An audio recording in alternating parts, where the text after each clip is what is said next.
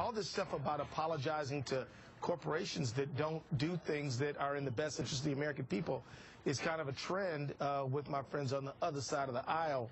I mean, but you know what? The American people got to point out to them. You know, taxes are not a punishment. Taxes are the dues we pay to live in a civilized society. You want to make sure that we have decent infrastructure. Oh, by the way, we had a bridge fall just the other day. You know, there's going to have to be some taxes paid, and it should be fair. And companies like Apple and GE and all the rest of them should pay their fair share.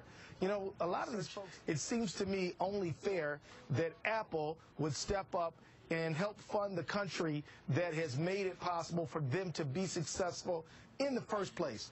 Apple wouldn't be a multi-billion-dollar corporation but for the fact that the United States of America made it possible for them to be that successful. It seems to me they ought to want to help to pay the expenses of this country so that everybody can have a fair shot. Well, I think it's really disappointing that they don't. There's a moral equation here. I mean, what's morally right?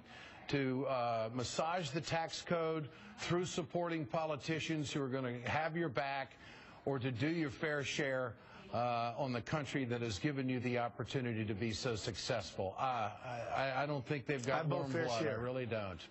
Congressman Keith Ellison, great to have you with us tonight. I appreciate it so much. Always did. Thank you.